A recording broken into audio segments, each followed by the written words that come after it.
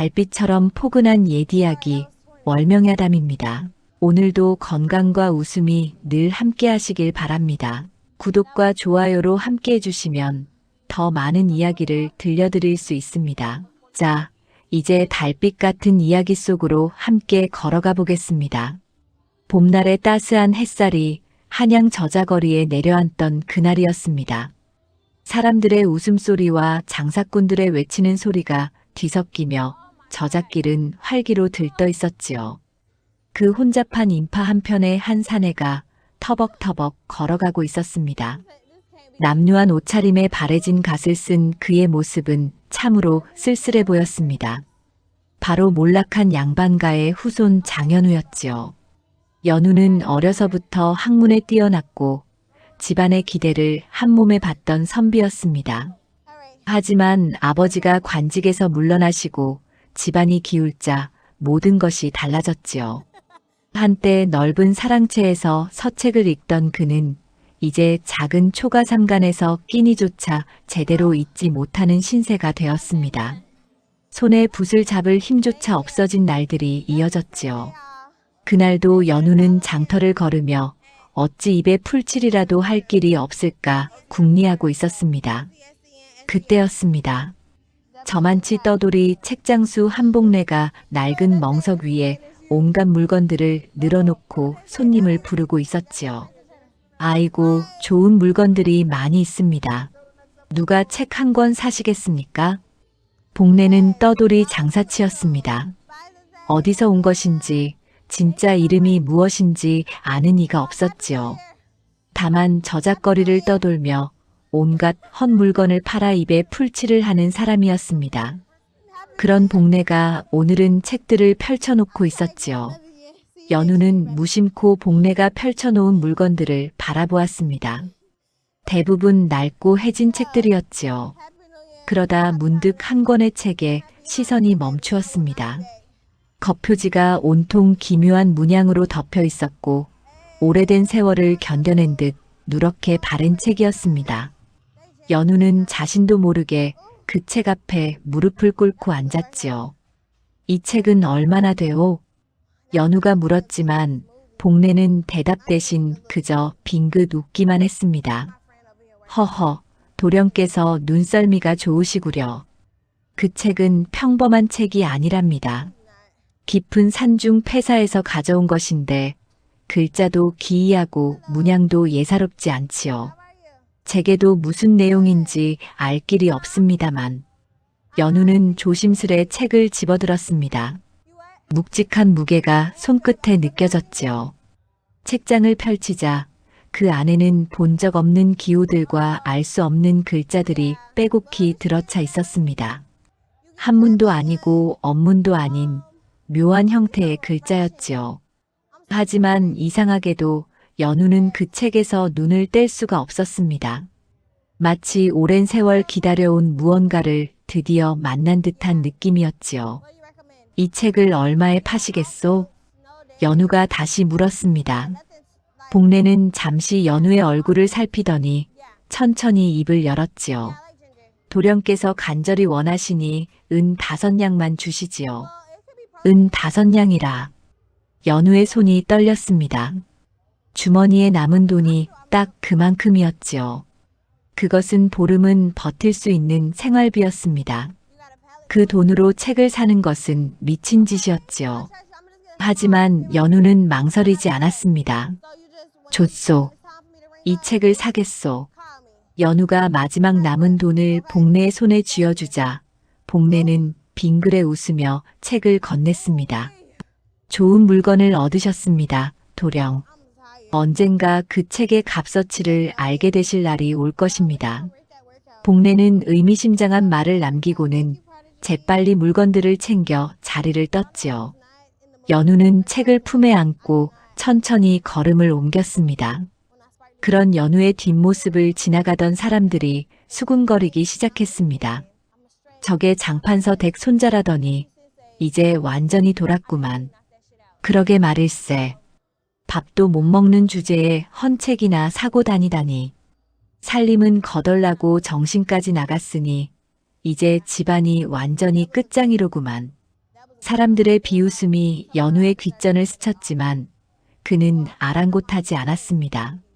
다만 품속의 책을 더욱 꼭 껴안았을 뿐이지요. 그런 연우의 모습을 멀찍이서 지켜보는 이가 있었습니다. 마을 처녀 윤혜진이었습니다. 혜진은 연우보다 나이가 한두 살 어렸지만 그의 처지를 누구보다 잘 알고 있었지요. 그녀는 조용히 연우에게 다가가 짧게 물었습니다. 몸은 괜찮으십니까? 연우가 고개를 들어 혜진을 바라보았습니다. 혜진의 눈에는 걱정이 서려 있었지요. 연우는 어색하게 웃으며 고개를 끄덕였습니다. 걱정 말게. 나는 괜찮네. 혜진은 더 묻지 않았습니다. 그저 조용히 고개를 숙여 인사를 한 뒤 자신의 길을 갔지요. 연우는 그런 혜진의 뒷모습을 잠시 바라보다가 다시 걸음을 옮겼습니다. 집에 돌아온 연우는 책을 펼쳐 들었습니다. 한 장 한 장 넘기며 그 기묘한 글자들을 살펴보았지요. 글자는 어떤 규칙을 가진 듯 했지만 도무지 그 뜻을 알 수가 없었습니다. 하지만 연우는 포기하지 않았습니다. 오히려 그 알 수 없는 글자들이 더욱 그의 호기심을 자극했지요. 이 책에는 분명 비밀이 숨어 있을 것이야. 언젠가는 그 뜻을 알아낼 수 있을 게야. 연우는 책을 소중히 품에 안으며 다짐했습니다. 그는 아직 몰랐지요. 그 책이 자신의 운명을 완전히 바꿀 것이라는 사실을 말입니다. 그날 밤부터 연우는 책과 씨름하기 시작했습니다. 등잔불을 밝히고 한 글자 한 글자 들여다보며 그 뜻을 헤아리려 애썼지요. 하지만 책 속의 글자들은 여전히 수수께끼였습니다. 어떤 것은 한자와 비슷해 보이기도 했지만 자세히 보면 획이 달랐고 또 어떤 것은 전혀 본 적 없는 모양이었지요. 이게 대체 무슨 글자란 말인가? 연우는 밤이 깊도록 책장을 넘겼습니다. 눈이 침침해지고 등잔불이 흔들려도 손을 놓지 않았지요. 며칠이 그렇게 흘렀습니다. 연우는 밥 먹는 것도 잊은 채 책에만 매달렸습니다. 사흘째 되던 날 아침, 집주인 장점분이 방문을 두드렸습니다. 점분은 이 동네에서 오래 살아온 과부로 연우에게 작은 방 하나를 내어주고 있었지요. 도령 계십니까? 점분이 안으로 들어서자 연우의 초라한 모습이 눈에 들어왔습니다. 며칠째 씻지도 않은 듯 머리는 헝클어져 있었고 눈가에는 다크서클이 짙게 내려앉아 있었지요. 점부는 혀를 차며 말했습니다. 이게 무슨 꼴입니까? 며칠째 밥도 안 드시고 뭐 하시는 겁니까? 아, 점분. 이 책을 보고 있었네. 연우는 정신없이 대답했습니다. 점부는 한숨을 내쉬며 들고 온 밥상을 내려놓았지요. 책이 밥 먹여줍니까? 도령은 본디 양반 자제이시니 글 공부가 소중하신 줄은 아오만 몸이 상하면 무슨 소용입니까? 점분의 목소리에는 걱정이 묻어 있었습니다. 연우는 미안한 마음에 고개를 숙였지요. 미안하오. 걱정을 끼쳤구려. 걱정은 무슨. 어서 밥이나 드십시오. 보리밥에 된장국이지만 따뜻할 때 드셔야 합니다. 점부는 투덜거리면서도 연우가 밥을 먹는 것을 지켜본 뒤에야 물러갔습니다. 연우는 점분이 나간 뒤 다시 책 앞에 앉았지요. 하지만 아무리 들여다봐도 책의 뜻은 요원했습니다. 날이 저물 무렵 연우는 지친 몸을 이끌고 마을 우물가로 나갔습니다. 얼굴이라도 씻어야 정신을 차릴 것 같았지요. 우물가에는 마침 혜진이 물동이를 이고 오는 중이었습니다. 연우와 눈이 마주치자 혜진은 잠시 망설이다가 조심스럽게 다가왔습니다. 그녀는 품속에서 무언가를 꺼내 연우에게 건넸지요. 그것은 삶은 떡 몇 개였습니다. 정성스레 보자기에 쌓여 있었지요. 연우는 당황하며 손사래를 쳤습니다. 아니, 이건 받을 수 없네. 허기가 들면 눈에 글도 안 들어옵니다. 혜진은 짧게 말하고는 떡을 연우의 손에 쥐어준 뒤 재빨리 물동이를 이고 가버렸습니다. 연우는 그녀의 뒷모습을 멍하니 바라보다가 손에 쥔 떡을 내려다보았지요. 따뜻한 온기가 손끝에 전해졌습니다. 고맙네. 연우는 작게 중얼거렸습니다. 그리고 그 떡을 소중히 품에 안고 집으로 돌아왔지요. 그날 밤 연우는 혜진이 준 떡을 먹으며 다시 책을 펼쳤습니다. 배가 차고 나니 정신이 좀 더 또렷해지는 것 같았지요. 그는 처음부터 다시 천천히 책장을 넘기기 시작했습니다. 한참을 들여다보던 연우의 눈이 한 곳에 멈췄습니다. 책 속에서 유독 자주 반복되는 글자가 있었던 것입니다. 그 글자는 마치 물이 흐르는 모양처럼 생겼고 여러 쪽에 걸쳐 나타났지요. 이것은 흐름. 연우는 조심스럽게 추측했습니다. 그리고 그 글자가 나오는 부분들을 하나하나 살펴보았지요.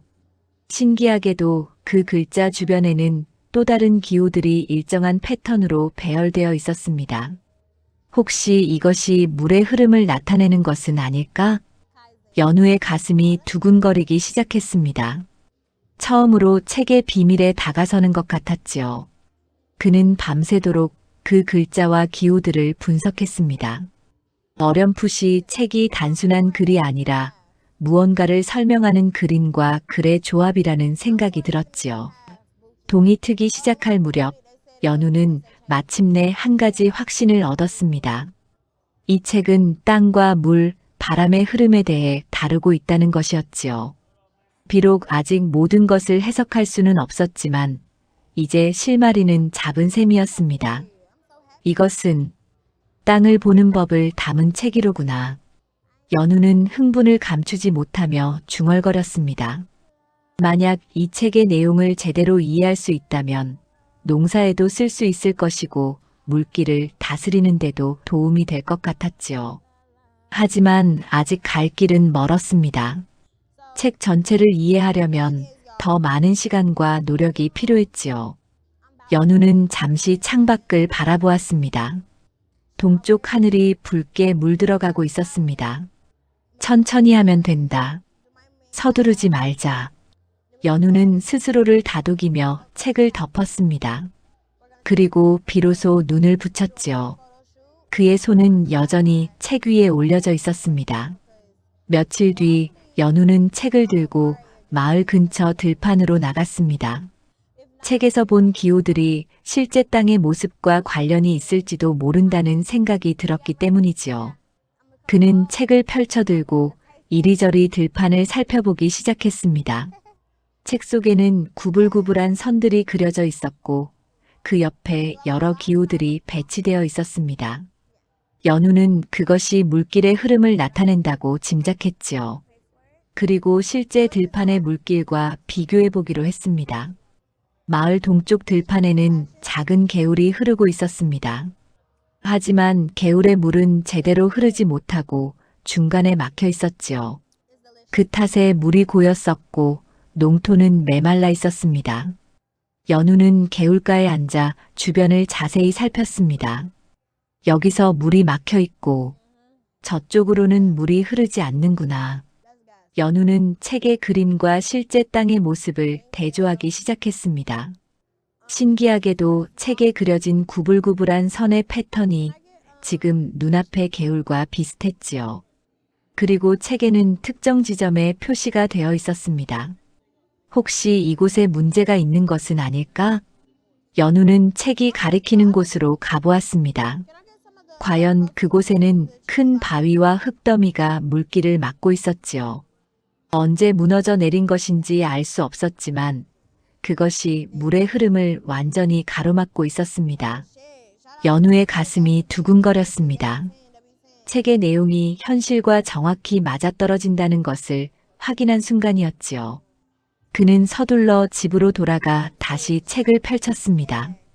그리고 더 자세히 들여다보았지요. 책에는 막힌 물길을 뚫는 방법도 나와 있는 것 같았습니다. 비록 모든 글자를 완벽히 해석할 수는 없었지만 그림만으로도 어느 정도 짐작할 수 있었지요. 연우는 밤새 책과 씨름했습니다. 다음 날 아침 전분이 또다시 밥을 가져왔습니다. 그녀는 연우의 달라진 표정을 보고 조금 놀란 듯 했지요. 도령, 오늘은 얼굴에 생기가 도시네요. 전분, 혹시 동쪽 들판 물길이 막힌 것을 아시오? 연우가 갑자기 물었습니다. 전분은 고개를 끄덕였지요. 알지요. 몇 해 전부터 그랬습니다.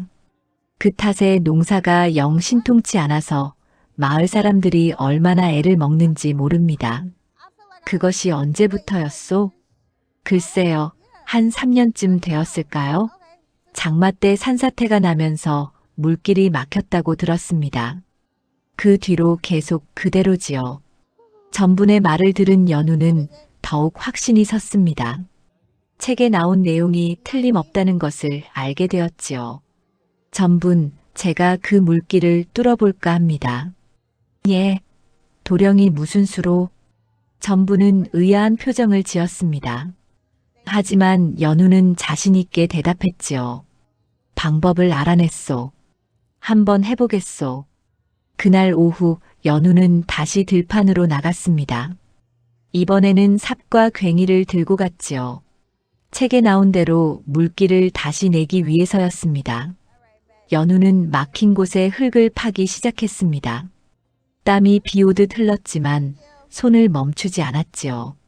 해가 중천에 떴을 때 지나가던 마을 사람들이 연우의 모습을 보고 수군거렸습니다. 저게 뭐 하는 짓인가? 물길을 뚫는다는데 혼자 무슨 수로 하겠다고. 사람들은 코웃음을 쳤습니다. 하지만 연우는 개의치 않고 계속 땅을 팠지요.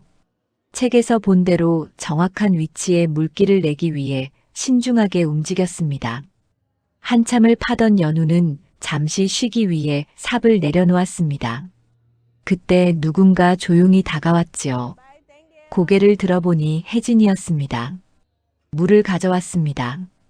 혜진은 바가지에 담긴 물을 건넸습니다. 연우는 고맙다는 인사를 하며 물을 받아 마셨지요. 차가운 물이 목구멍을 타고 내려가자 힘이 나는 것 같았습니다. 저 사람들 말은 신경 쓰지 마십시오. 혜진이 짧게 말했습니다. 연우는 씁쓸하게 웃었지요. 괜찮네. 나도 처음엔 믿기지 않았으니까. 혜진은 더 말하지 않고 조용히 물러났습니다. 하지만 그녀는 멀리서 연우가 일하는 모습을 지켜보고 있었지요. 해가 기울 무렵 연우는 마침내 막혀있던 바위와 흙더미를 치워냈습니다. 그리고 책에 나온 대로 물길을 새로 팠지요. 작은 도랑이 만들어졌습니다. 연우는 지친 몸으로 자리에 주저앉았습니다. 과연 이것이 제대로 된 것일까 하는 의구심이 들었지요. 하지만 곧 놀라운 일이 벌어졌습니다. 고여있던 물이 연우가 판 도랑을 따라 천천히 흐르기 시작한 것입니다. 처음에는 가늘게 흐르던 물이 점점 굵어지더니 이윽고 막힘없이 시원하게 흘러내렸지요. 되었다. 정말 되었어. 연우는 기쁨에 겨워 소리쳤습니다. 책의 내용이 진짜였던 것이지요. 이제 그는 확신할 수 있었습니다. 이 책은 단순한 글이 아니라 땅을 보는 법을 담은 귀한 비기라는 것을 말입니다.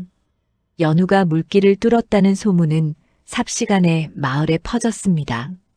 처음에는 믿지 않던 사람들도 직접 들판에 가서 흐르는 물을 보고는 혀를 내둘렀지요. 몇 해 동안이나 막혀있던 물길이 하루아침에 뚫렸다는 것은 놀라운 일이었습니다. 하지만 모두가 연우를 좋게 보는 것은 아니었습니다. 마을의 부유한 양반 권성문은 연우의 소식을 듣고 묘한 표정을 지었지요. 성문은 관아의 서리를 지낸 인물의 서자로 재산은 있었지만 신분이 낮아 늘 불만을 품고 살았습니다. 저 몰락한 양반이 물길을 뚫었다고? 성문은 하인에게 물었습니다. 하인은 고개를 끄덕이며 대답했지요. 예, 날이. 낡은 책 한 권으로 물길에 막힌 곳을 찾아냈다고 합니다. 낡은 책이라. 성문의 눈빛이 날카로워졌습니다. 그는 평소 온갖 진귀한 물건을 수집하는 것을 좋아했지요. 특히 옛 문서나 비기 같은 것에 관심이 많았습니다. 성문은 며칠 전 저자거리에서 떠돌이 책장수가 특이한 책을 팔았다는 소문을 들은 적이 있었습니다. 혹시 그 책이 성문은 자신이 찾던 문서와 비슷한 것이 아닐까 의심했습니다. 몇 해 전 그는 한 몰락한 양반가에서 귀한 문서가 나왔다는 소문을 들었지요. 그 문서에는 땅을 보는 비법이 담겨 있다고 했습니다. 성문은 그것을 손에 넣으려 했지만 어떤 떠돌이가 먼저 가져갔다는 말을 들었지요. 그 책을 가져와야겠어.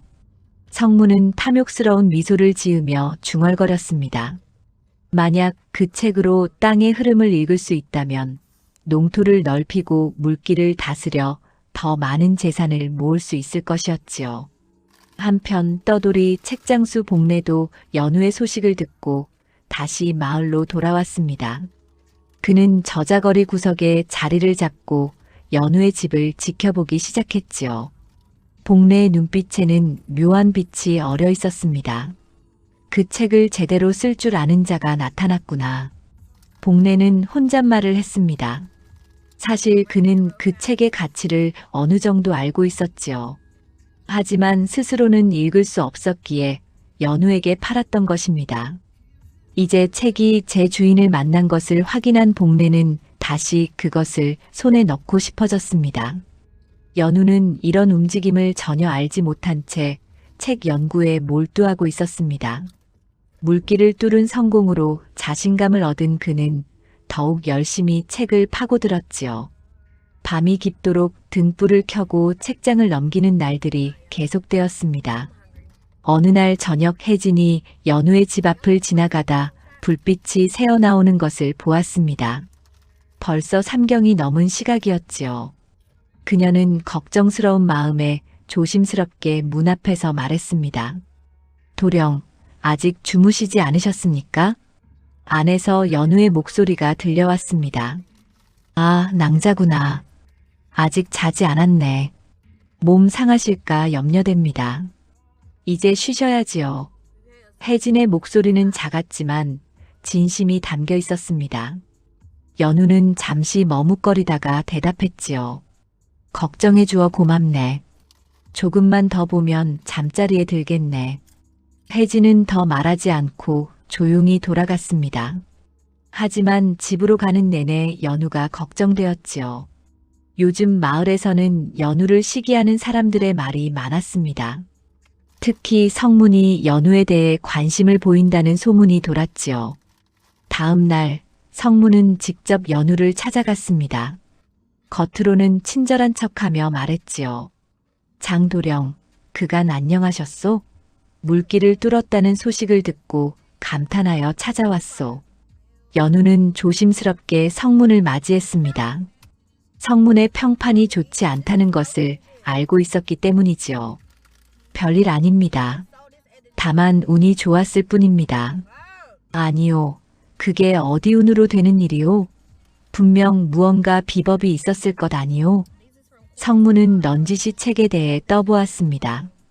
연우는 경계심을 늦추지 않았지요. 비법이라 할 것은 없습니다. 그저 땅을 자세히 살폈을 뿐입니다. 성문은 연우가 쉽게 말하지 않으리라는 것을 알았습니다. 그는 겉으로 웃으며 돌아갔지만 속으로는 다른 계획을 세우고 있었지요. 그날 밤 연우는 불안한 마음에 책을 더욱 조심스럽게 숨겼습니다.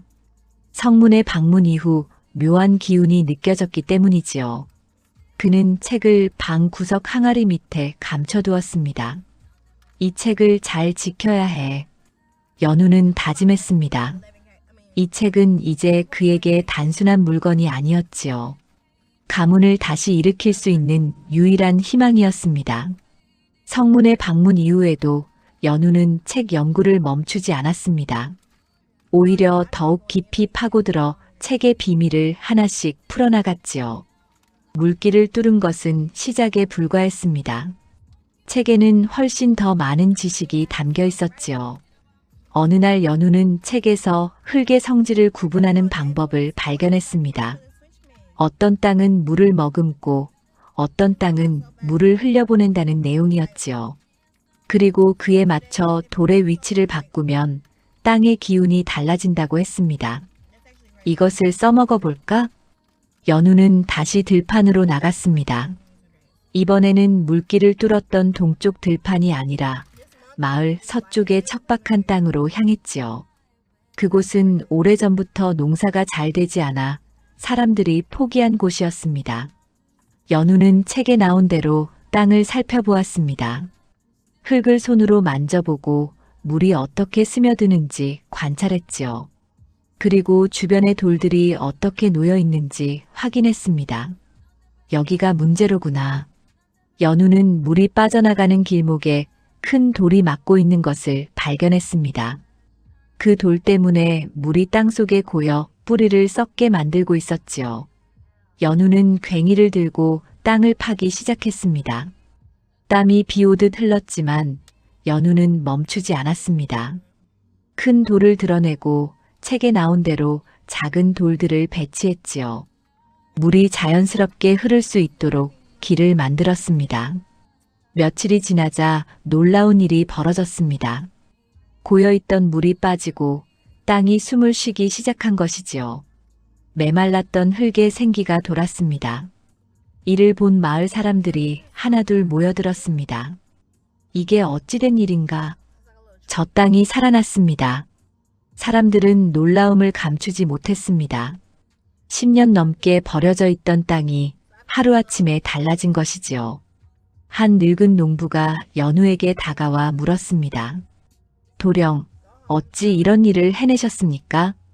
땅의 숨구멍을 뚫어주었을 뿐입니다. 물이 잘 흐르면 땅도 살아납니다. 연우의 대답은 겸손했지만 사람들의 눈빛은 달라져 있었습니다. 이제 그들은 연우를 단순히 몰락한 양반이 아니라 신기한 재주를 가진 사람으로 보기 시작했지요. 그날 이후 마을 사람들이 연우를 찾아오기 시작했습니다. 자신의 농토가 잘 되지 않는다며 도움을 청하는 이들이었지요. 연우는 그들을 외면하지 않았습니다. 도령, 저희 집 뒤편 밭도 좀 봐주시겠습니까? 우리 집 논에는 물이 차지를 않습니다. 어찌하면 좋겠습니까? 연우는 일일이 그들의 땅을 찾아가 살펴보았습니다. 책에서 배운 지식을 하나씩 적용했지요. 물기를 바로잡고 돌의 위치를 옮기고 흙의 성질에 맞게 조언을 해주었습니다. 한 달쯤 지나자 마을의 풍경이 달라지기 시작했습니다. 척박하던 땅에서 싹이 돋아났고 메말랐던 논에 물이 고이기 시작했지요. 사람들은 연우에게 감사의 뜻으로 곡식과 나무를 가져다 주었습니다. 도령 덕분에 이번 농사는 기대가 됩니다. 은혜를 어찌 갚아야 할지 모르겠습니다. 연우는 그들의 고마움을 정중히 받았습니다. 하지만 받은 것을 혼자 간직하지 않았지요. 전분에게 나눠주고 더 어려운 이웃에게 전해주었습니다. 나 혼자 잘 살자고 하는 일이 아니니까. 연우의 마음씨는 더욱 사람들의 신뢰를 얻었습니다. 이제 마을에서 연우를 비웃는 사람은 없었지요. 오히려 존경하는 이들이 늘어났습니다. 어느 날 저녁 혜진이 연우를 찾아왔습니다. 그녀는 수줍게 웃으며 말했지요. 요즘 얼굴이 밝아지셨습니다. 그렇게 보이나? 예. 사람들이 도령을 칭찬하는 소리가 들립니다. 혜진의 말에 연우는 조금 쑥스러워했습니다. 하지만 마음 한편으로는 뿌듯함도 느꼈지요. 그동안의 노력이 헛되지 않았다는 것을 알 수 있었습니다. 다 이 책 덕분일세. 연우는 조심스럽게 책을 꺼내 보였습니다. 혜진은 신기한 듯 책을 바라보았지요. 신기한 책입니다. 아직 다 읽지 못했네. 뒷부분에는 더 많은 내용이 있는 것 같아. 연우는 다시 책을 들여다보았습니다. 후반부에는 사람과 물건의 흐름에 대한 내용이 있는 듯 했지요. 단순히 땅만이 아니라 세상의 이치를 담고 있는 것 같았습니다. 이것을 모두 익히면 더 큰 일을 할 수 있겠지.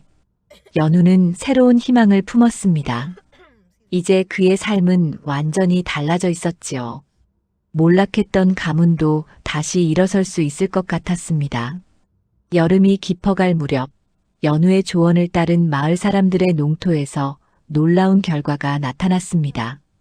작년보다 수확량이 2배 가까이 늘어난 것이지요. 사람들은 기뻐하며 연우를 찾아왔습니다. 도령, 이번 농사는 대풍이었습니다. 도령 덕분에 우리 집 식구들이 굶지 않겠습니다. 연우는 그들의 기쁨을 함께 나누었습니다. 하지만 받은 곡식을 모두 자신이 가지지는 않았지요. 마을의 과부와 호랍이 병든 이들에게 나눠주었습니다. 사람들은 연우의 덕행에 더욱 감탄했지요. 저런 마음씨를 가진 양반을 본 적이 없소. 돈만 밝히는 양반들과는 다르구려. 연우의 명성은 이웃 마을까지 퍼져나갔습니다.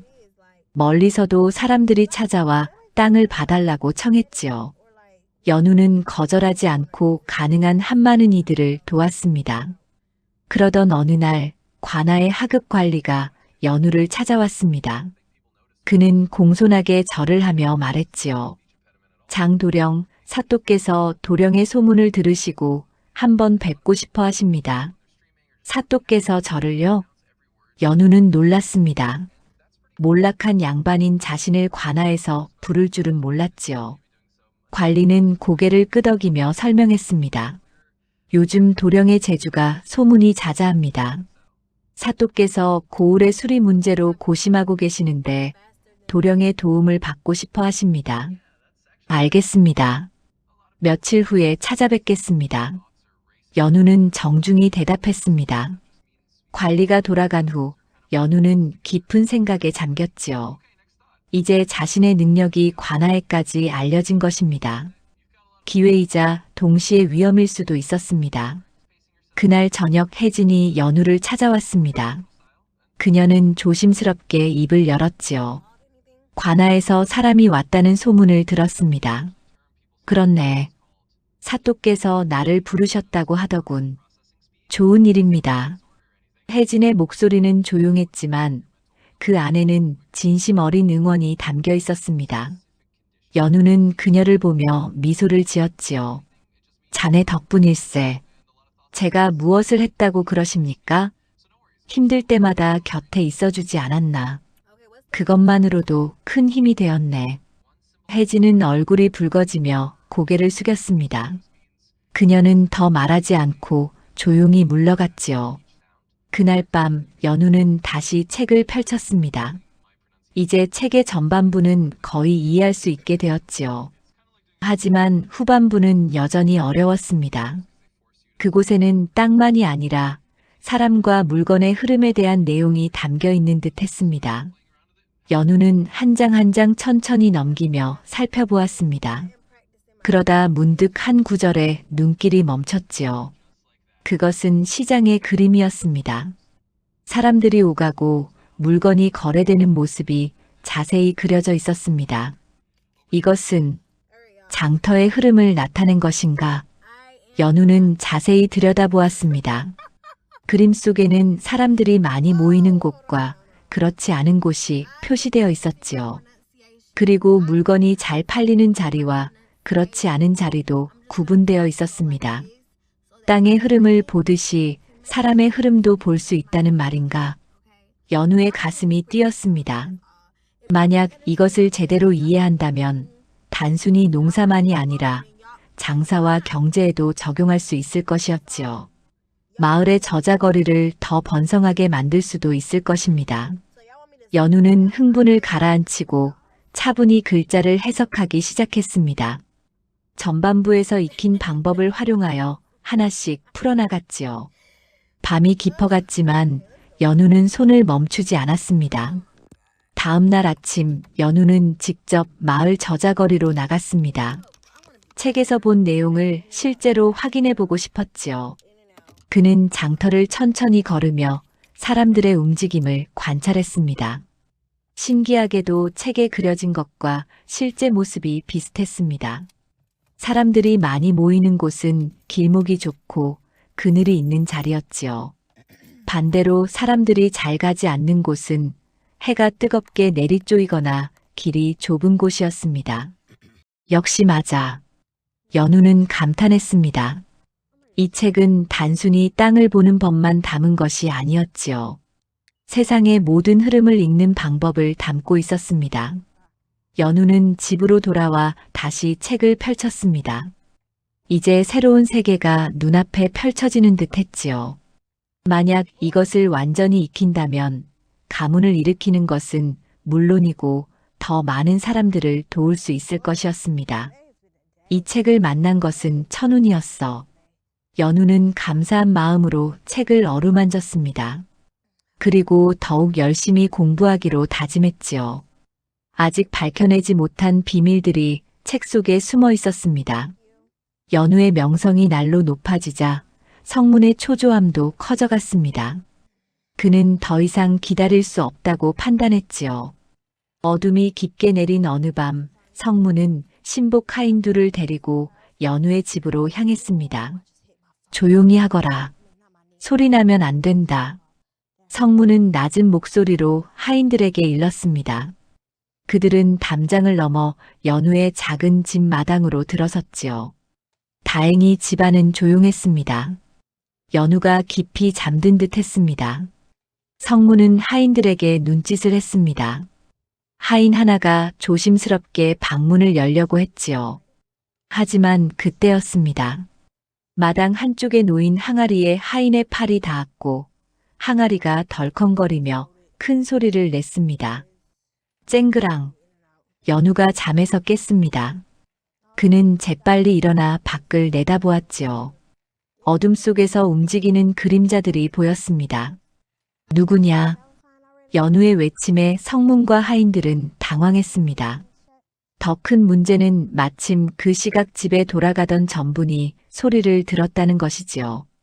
전분은 큰 소리로 외쳤습니다. 도둑이요. 도둑이 들었습니다. 전분의 목소리는 밤 공기를 가르며 마을에 울려 퍼졌습니다. 이내 이웃집 장정들이 몽둥이를 들고 달려오기 시작했지요.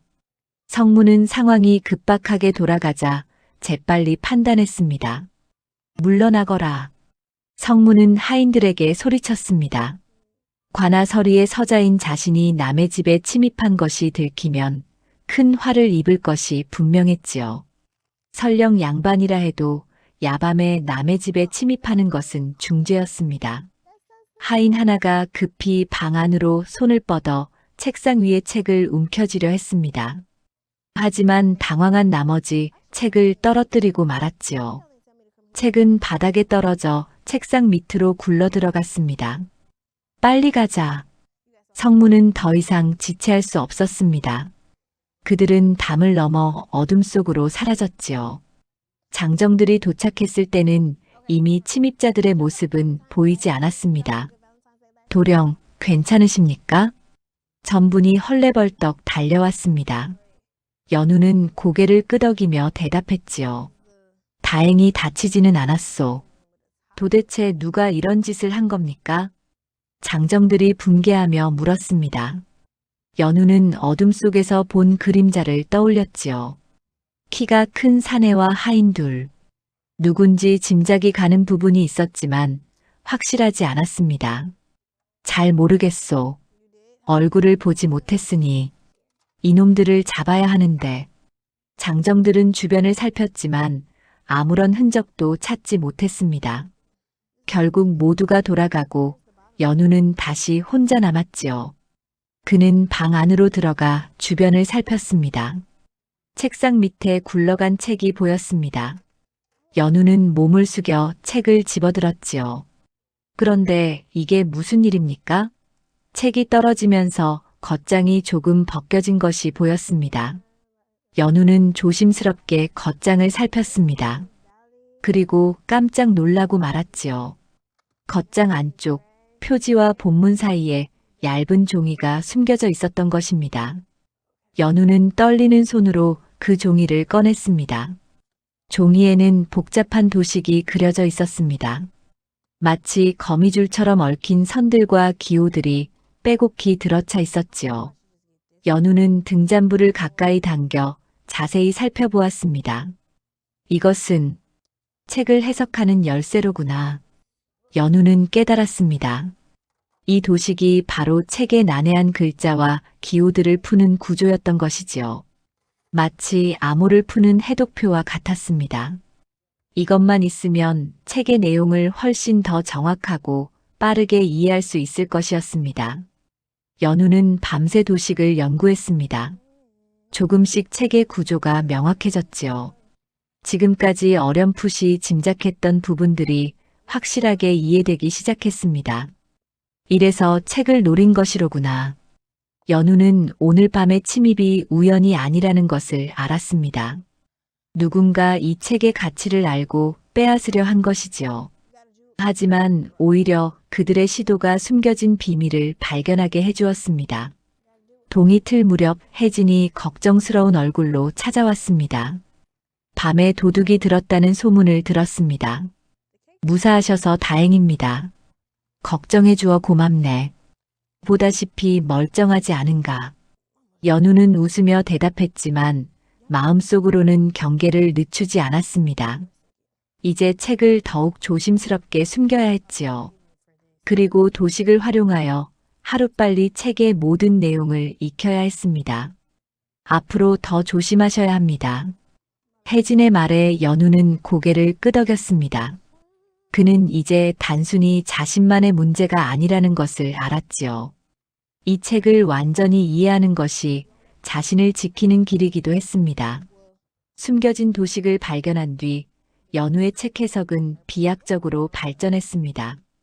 이제 그는 책의 마지막 장까지 이해할 수 있게 되었지요. 책에는 단순히 땅과 물의 흐름만이 아니라 사람들이 모이는 이치와 물건이 흐르는 법칙까지 담겨 있었습니다. 연우는 관아에 불려가 사또를 만났습니다. 사또는 고을의 수리 문제로 골머리를 앓고 있었지요. 연우는 책에서 배운 지식을 활용하여 해결책을 제시했습니다. 이곳의 물길을 이렇게 바꾸면 범람을 막을 수 있을 것입니다. 연우는 도면을 그려가며 설명했습니다.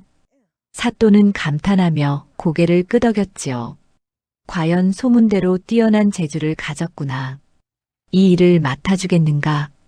분에 넘치는 일이지만 최선을 다하겠습니다. 연우는 겸손하게 대답했습니다.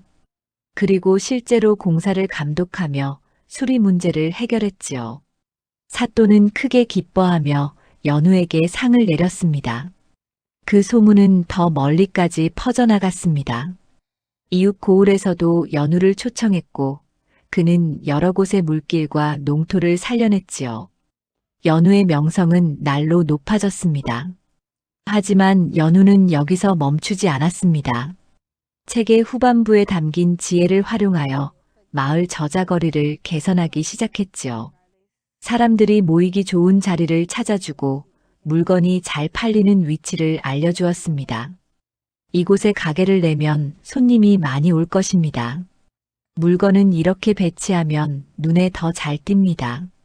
연우의 조언을 따른 상인들은 장사가 번창했습니다. 마을의 저자거리는 점점 활기를 띠었지요. 사람들이 모여들고 물건이 많이 팔리자 마을 전체가 부유해지기 시작했습니다. 연우도 그 과정에서 적지 않은 사례를 받았습니다. 하지만 여전히 어려운 이들을 돕는 것을 잊지 않았지요. 그의 덕행은 더욱 사람들의 존경을 받았습니다. 그러던 어느 날 성문과 관련된 소식이 들려왔습니다. 성문이 관아의 곡식을 빼돌린 혐의로 잡혀갔다는 것이지요. 조사 과정에서 그의 온갖 비리와 악행이 드러났습니다. 권성문이 몰락했다더군. 당연한 일이지. 그자가 얼마나 악독했는가. 사람들은 성문의 몰락을 당연하게 여겼습니다. 연우는 그 소식을 듣고 조용히 고개를 끄덕였지요. 자신을 해치려 했던 자가 스스로 무너진 것이었습니다. 시간이 흘러 가을이 되었습니다. 연우의 집은 이제 초라한 초가가 아니었지요. 번듯한 기와집으로 바뀌어 있었습니다. 몰락했던 장씨 가문이 다시 일어선 것입니다. 어느 날 저녁 혜진이 연우를 찾아왔습니다. 그녀는 수줍게 웃으며 말했지요. 도령의 성공을 늘 잘 되기를 바랐습니다. 자네가 곁에서 응원해 주었기에 가능한 일이었네. 연우는 진심으로 말했습니다. 혜진이 없었다면 힘든 시기를 견디기 어려웠을 것이지요. 그녀의 작은 위로와 응원이 큰 힘이 되었습니다. 이제 도령께서는 훌륭한 선비가 되셨습니다. 아직 갈 길이 멀다네. 하지만 이 책 덕분에 새로운 시작을 할 수 있게 되었지. 연우는 소중히 보관해둔 책을 꺼내 보였습니다. 이제 그 책은 연우에게 단순한 물건이 아니었지요. 가문을 일으킨 상징이자 많은 사람들을 도울 수 있게 해준 보물이었습니다. 앞으로도 이 책의 지혜를 많은 이들과 나누고 싶네. 연우의 말에 혜진은 고개를 끄덕였습니다. 그녀는 연우가 앞으로도 좋은 일을 많이 할 것을 알고 있었지요. 그날 밤 연우는 책을 들고 마루에 앉았습니다. 하늘에는 밝은 달이 떠 있었지요. 그는 지난 시간들을 떠올렸습니다. 절망 속에서 마지막 돈으로 산 낡은 책 한 권이 자신의 인생을 완전히 바꿔놓았습니다. 고맙습니다. 연우는 책을 향해 조용히 감사를 표했습니다. 그리고 하늘을 올려다보며 돌아가신 부모님께도 인사를 드렸지요. 아버지, 어머니, 아들이 가문을 다시 일으켰습니다. 바람이 불어와 연우의 옷자락을 스쳤습니다. 마치 부모님의 대답처럼 느껴졌지요. 연우는 미소를 지으며 다시 책을 펼쳤습니다. 책에는 아직 배울 것이 많았습니다. 연우는 이 지혜를 완전히 익혀 더 많은 사람들을 돕고 싶었지요. 그리고 언젠가는 이 지식을 후대에 전하고 싶었습니다. 마을에서는 연우를 칭송하는 노래가 퍼지기 시작했습니다. 몰락한 양반이 신기한 책 한 권으로 가문을 일으키고 마을을 살렸다는 이야기였지요. 사람들은 그 이야기를 자식들에게 전했고 연우의 이름은 오래도록 기억되었습니다. 연우는 그 후로도 오랫동안 많은 이들을 도우며 살았습니다. 책은 그의 곁에 늘 함께 있었지요. 그리고 그 책은 가문의 가보로 전해져 후손들도 그 지혜를 이어받았다고 합니다.